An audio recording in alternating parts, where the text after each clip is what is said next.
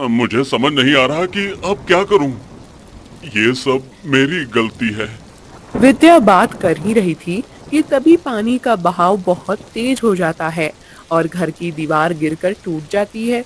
पानी घर में बहुत ज्यादा मात्रा में घुस जाता है और उस पानी के बहाव से पूरा घर बहने। भरतपुर गांव में मोहनलाल और सोहनलाल नाम के दो भाई रहते थे। मोहनलाल बड़ा था और सोहनलाल छोटा। उनके पिता की उनके बचपन में ही मौत हो गई थी और उनकी माँ आशा ने उन्हें खेती के काम करके बड़ा किया था। उनका घर नदी के किनारे पर था। सोहनलाल अब खेत में बहुत मेहनत करता था, लेकिन मोहनलाल बड़ा होने के बाद भी कुछ काम नहीं करता था। आशा को उससे बहुत उम्मीदें थी, लेकिन मोहनलाल उसकी उम्मीदों पर खरा नहीं उतर पा रहा था। एक दिन सोहनलाल बहुत सारी फसल काट कर लाता है और आंगन में रख देता है। तब, अरे मोहन, देख क्या रहे हो? जरा सोहन का हाथ तो बटाओ, बेचारा अकेला काम कर रहा है। अरे माँ, अब वो कर ही रहा है तो मैं क्यों बेकार में मेहनत करूं भला। भैया, अगर आप मेरा हाथ बटाएंगे तो काम जल्दी खत्म होगा। खेत में और भी फसल पड़ी है, उसे भी लेकर आना है। मुझसे छोटा होकर मुझे काम बता रहे हो? तुम्हें शर्म नहीं आती है बड़े भाई को काम कर कहने में? अरे छोटे भाई को तो बड़े भाई की सेवा करनी चाहिए, और तुम मुझे काम बता रहे हो हैं? सोहनलाल मोहनलाल की बातों को सुनकर समझ गया कि वो कोई काम नहीं करेगा। सोहनलाल अपना काम निपटाता है और फिर खेत में चला जाता है। ऐसे ही मोहनलाल हमेशा सोहनलाल पर बड़ा होने का रौब दिखाता था। मोहनलाल दिन भर दोस्तों के साथ गांव में घूमता रहता था। सोहन, पता नहीं ये मोहन कब सुधरेगा। कितनी बार कहा है उसको कि काम किया करे, लेकिन वो है कि मेरी बात मानता ही नहीं है। हाँ माँ, और अब मैं कुछ कहने जाता हूं तब मुझे भी डांट देते हैं। समझ नहीं आता कि भैया को कैसे समझाए। हमारा छोटा सा तो खेत है। अगर हम दोनों मिलकर काम करें तो साल भर हमें किसी चीज की कमी नहीं होगी। ऐसे ही कुछ दिनों के बाद एक दिन मोहनलाल का एक दोस्त उसे मिलता है और कहता है। अरे मोहनलाल, अरे तुम्हें पता है, अरे शहर में कोई बड़ा व्यापारी आया है। सुना है कि उसका कपड़े का कारखाना है। हाँ। अच्छा, तो तुम कहना क्या चाहते हो? अरे मैं कहना चाहता हूँ कि हमें उस कारखाने में काम मिल सकता है। उन्हें काम करने वाले की जरूरत है, इसलिए वो खुद सबको बुलाकर काम दे रहे हैं, और पैसे भी अच्छे देने वाले हैं। हाँ। क्या तुम कह रहे हो कि मैं वहां जाकर मजदूरी करूं? अरे तुम्हें पता है ना, मुझे किसी के हाथ के नीचे काम करना अच्छा नहीं लगता। मैं वहां नौकर बनकर काम नहीं करूंगा। तुम्हें जाना हो तो जाओ, मैं नहीं आऊंगा। अरे लेकिन कब तक ऐसे हाथ पर हाथ धरे बैठे रहोगे? अरे कभी तो काम करना पड़ेगा ना, हैं? सुनील मोहनलाल को समझाने लगता है, लेकिन वो था कि समझने का नाम ही नहीं ले रहा था। मोहनलाल गुस्से से अपने दोस्त सुनील को घर से जाने को कहता है। सुनील चला जाता है। आशा उन दोनों की बातें सुन लेती है। अच्छा, अच्छा भला आया था तुम्हें काम देने के लिए और तुमने उसे भी भगा दिया। माँ, मैंने पहले भी कहा है तुम्हें कि मुझे किसी का नौकर बनकर काम नहीं करना है। अरे, तो हमारे खेत में तुम मालिक बनकर भी कहाँ काम कर रहे हो? वहां भी तो बेचारा सोहन अकेला मेहनत करता है। इससे पहले कि आशा कुछ कहे, मोहनलाल वहां से चला जाता है। आशा को उसकी बहुत चिंता होती थी। एक दिन आशा की बड़ी बहन घर आती है और आशा की चिंतित चेहरा को देखती है। आशा अपनी बहन को मोहनलाल के बारे में सब बताती है। उधर मोहनलाल आज भी ऐसे ही गांव में भटक रहा होता है। सोहनलाल दोपहर की कड़ी धूप में खेत में काम कर रहा था। आशा की बहन उसे कुछ बताती है और चली जाती है। शाम को मोहनलाल और सोहनलाल दोनों घर लौटते हैं। तब आशा, मैं तुम दोनों से बात करना चाहती हूँ। आज तुम्हारी मासी आई थी और उसने तुम दोनों के लिए बहुत अच्छे रिश्ते बताए हैं। लेकिन माँ, अभी हमारी शादी करवाने की जल्दी क्यों? जल्दी नहीं बेटा, अब मेरी उम्र हो गई है। मुझसे घर के काम भी नहीं होते हैं। पता नहीं अब मेरे कितने दिन बचे हैं। मेरी आंखों के सामने तुम दोनों का परिवार बस जाए, मैं इतना ही चाहती हूँ। क्या बात है, मुझे तो शादी करने में कोई एतराज नहीं है।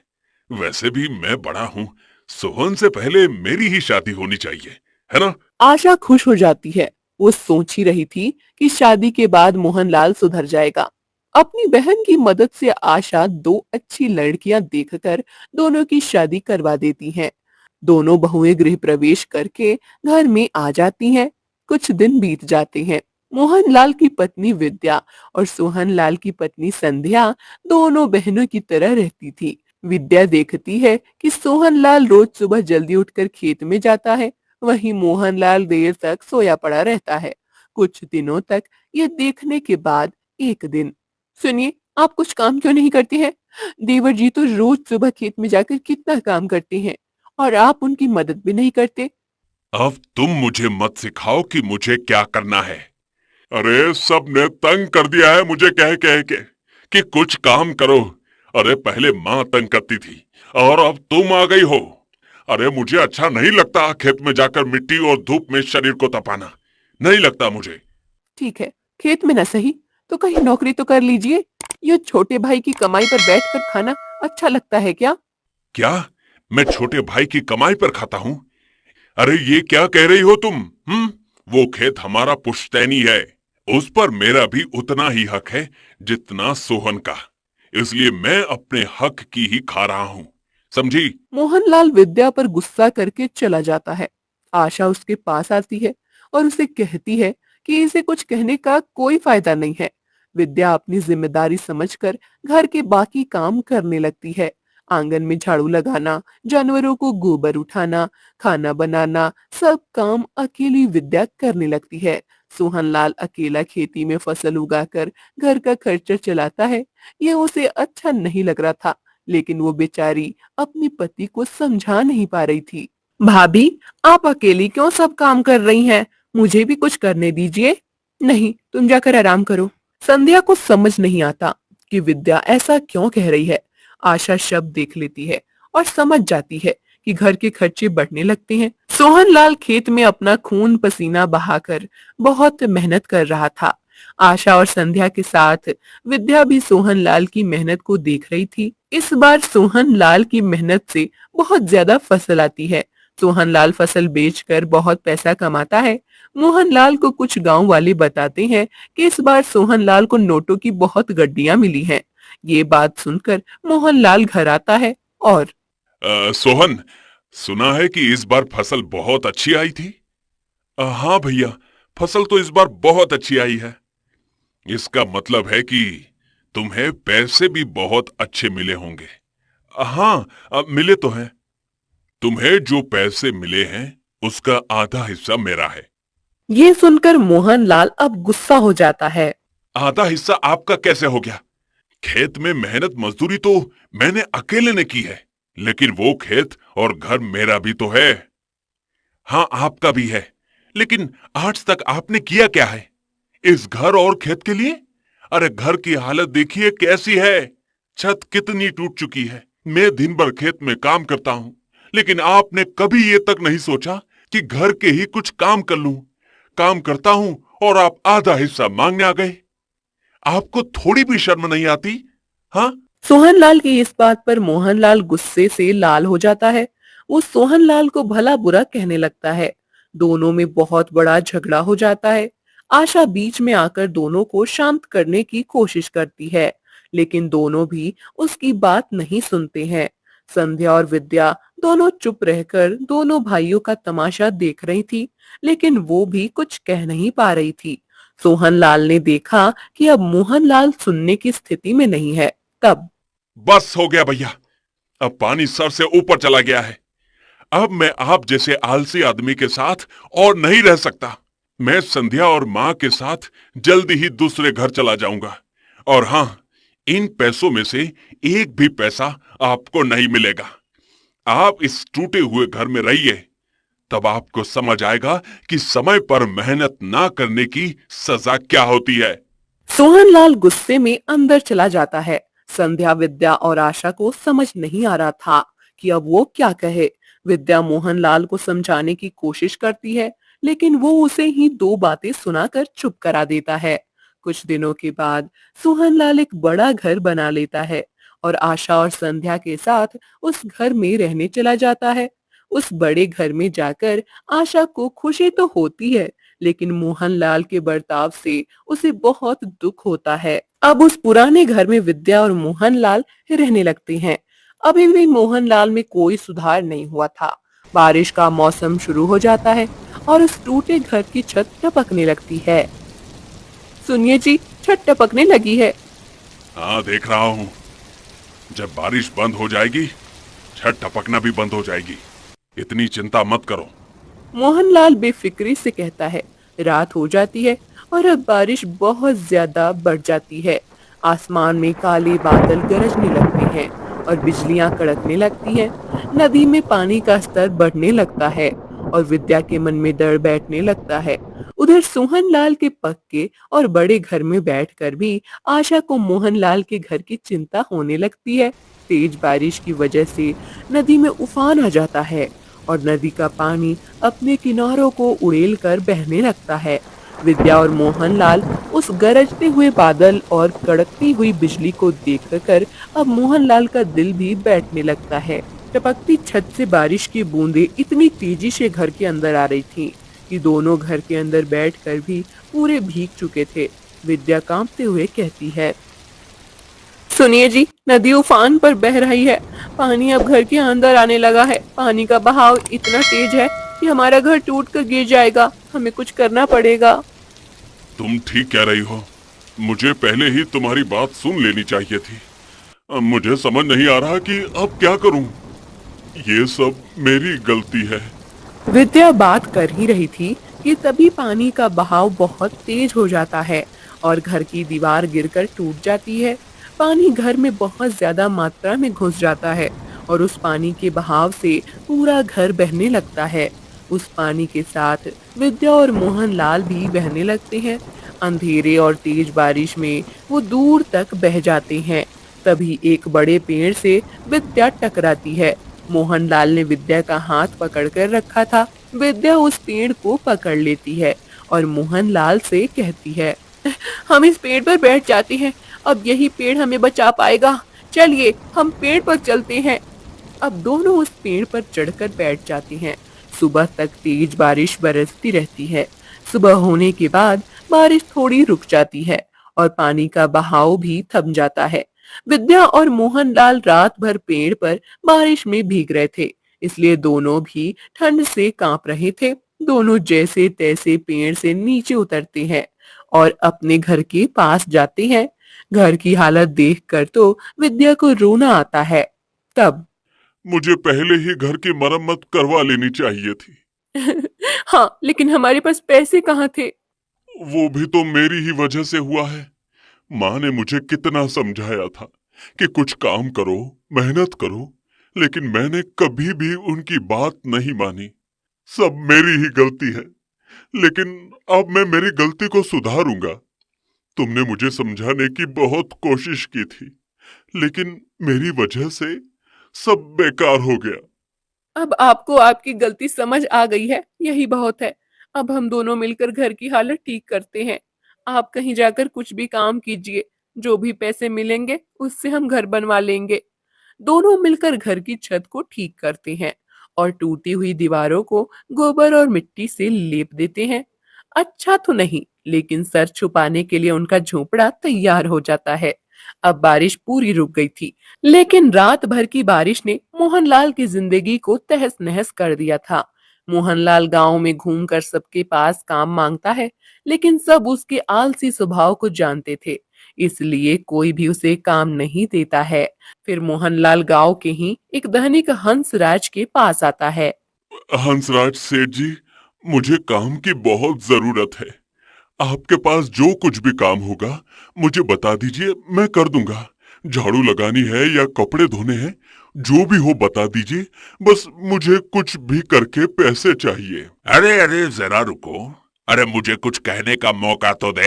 हैं? अरे मैं तुम्हें काम कैसे दूं? तुम तो इतने आलसी हो कि अपने खुद के खेत में भी काम नहीं करते थे।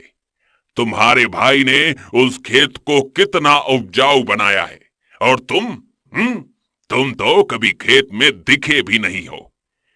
तो तुम मेरे घर में क्या काम करोगे, हैं? ऐसा मत कहिए सेठ जी, मैं आपसे वादा करता हूँ, जो भी काम आप कहेंगे मैं कर दूंगा। आपको शिकायत का एक भी मौका नहीं दूंगा। बस आप मुझे काम दीजिए, और उसके तुरंत बाद पैसे भी। बारिश की वजह से मेरा घर और सब कुछ सामान बह गया है। अगर पैसे नहीं मिले तो मैं भूखा मर जाऊंगा। इसलिए मुझ पर तरस खाकर मुझे कुछ काम दे दीजिए सेठ जी। मोहनलाल हाथ जोड़कर हंसराज सेठ को विनती करने लगता है। उसकी वो हालत देखकर हंसराज को भी उस पर तरस आ जाता है और चलो ठीक है, मेरे पास अभी तुम्हारे लिए एक ही काम है। बाहर जो तबेला है उसमें 3 गाय और 4 भैंस है। उनका गोबर उठा लो, सभी जानवरों को नहला दो, और तबेले की भी सफाई कर दो। ये सब काम हो जाने के बाद तुम्हें पैसे दे दूंगा। हाँ। मोहनलाल ठीक है कहकर तबेले में जाता है। तबेले में गाय और भैंस के गोबर की बदबू फैली हुई थी। मोहनलाल अपनी नाक बंद कर लेता है, लेकिन उसे काम करना जरूरी था। इसलिए वो उस बदबू के बारे में सोचना छोड़कर गोबर उठाने लगता है और फिर जानवरों को नहला देता है। उसे ये काम करते हुए वहां से गुजर रहा सोहनलाल देख लेता है और अजीब तरह से हंसने लगता है। देखा भैया, समय पर ही अगर मेरी बात मानकर हमारे खेत में काम कर लेते तो आज आपको यूं दूसरों के जानवरों का गोबर नहीं साफ करना पड़ता। हाँ। करो भाई, करो काम दूसरों के यहाँ। चलो भाई चलो। सोहनलाल मोहनलाल का मजाक उड़ाते हुए चला जाता है। मोहनलाल को बुरा लगता है, लेकिन उसके पास सोहनलाल के ताने चुपचाप सुनने के अलावा और कोई चारा नहीं होता है।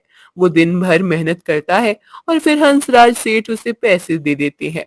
पैसे देखकर मोहनलाल खुश हो जाता है और अपने घर आता है। विद्या, ये लो, मेरी मेहनत की पहली कमाई। आज मुझे समझ आया है कि मेहनत का फल कितना मीठा होता है। यही तो आपको कितने दिनों से समझाने की कोशिश कर रही थी। देर से ही सही, लेकिन आप मेहनत के महत्व को जान गए हैं। यही मेरे लिए बहुत है। अब मोहनलाल सेठ हंसराज के घर रोज तबेले को साफ करना और जानवरों को नहलाने का काम करने लगता है। एक दिन सोहनलाल से आशा को पता चलता है कि उसका बड़ा बेटा मोहनलाल ये काम करता है। तब आशा को खुशी तो होती है कि आखिरकार उसका बेटा कुछ काम करने लगा है, लेकिन साथ में गोबर उठाने जैसा काम सुनकर उसे दुख भी होता है। अब मोहनलाल को भी काम करने के बाद जो पैसे मिलते थे उससे सुकून मिलने लगता है। उसके पास अब थोड़े पैसे आने लगते हैं। एक दिन जब मोहनलाल तबेले को साफ कर रहा था, तब तबेले के पीछे मिट्टी में उसे एक पोटली दिखाई देती है। अरे, अरे यहाँ ये पोटली कैसी पड़ी है? अरे भाई, कितनी मिट्टी लगी है इस पर। लगता है बहुत दिनों से यहीं पड़ी थी। हाँ। मोहनलाल जाकर उस पोटली को मिट्टी से उठाता है। पोटली बहुत भारी होती है। मोहनलाल पोटली खोलकर देखता है तो उसके अंदर सोने के सिक्के होते हैं। ये क्या? अरे, अरे इतने सारे सोने के सिक्के! ये जरूर हंसराज सेठ के होंगे। हाँ। फिर मोहनलाल उस पोटली को लेकर हंसराज के पास जाता है। सेठ जी, ये पोटली मुझे तबेले के पीछे पड़ी हुई मिली है। देखिए, ये कहीं आपकी तो नहीं है? सेठ हंसराज उस पोटली को ध्यान से देखते हैं और हम्म, हाँ, ये पोटली तो मेरी ही है। बहुत दिन से गुम हो गई थी। इसमें बहुत पुराने सोने के सिक्के हैं, जिनकी कीमत आज के बाजार में बहुत ज्यादा है। मैं तो इस पोटली को लेकर बहुत ज्यादा परेशान हो गया था। आज तुम्हारी वजह से ये पोटली मुझे फिर से मिली है। अरे भाई, मोहनलाल, तुम्हारा बहुत बहुत धन्यवाद। नहीं नहीं नहीं नहीं सेठ जी, इसमें धन्यवाद कैसा? मेरी नजर उस पोटली पर पड़ गई और मैंने आपको दे दी, बस। नहीं, मोहनलाल, तुम्हें नहीं पता है कि ये पोटली मेरे लिए कितनी कीमती है। इस पोटली को ढूंढने के लिए मैं तुम्हें कुछ इनाम देना चाहता हूँ। हाँ। ऐसा कहकर हंसराज मोहनलाल को उस पोटली से कुछ सोने के सिक्के निकाल कर देते हैं। मोहनलाल उन सिक्कों को सुनार के पास बेच देता है और उसे बहुत ज्यादा पैसे मिलते हैं। उन पैसों से मोहनलाल नदी के किनारे ही अपना एक बड़ा पक्का घर बना लेता है, साथ ही एक छोटा सा खेत भी खरीद लेता है, जिसमें दोनों पति पत्नी बहुत मेहनत करके फसल उगाते हैं।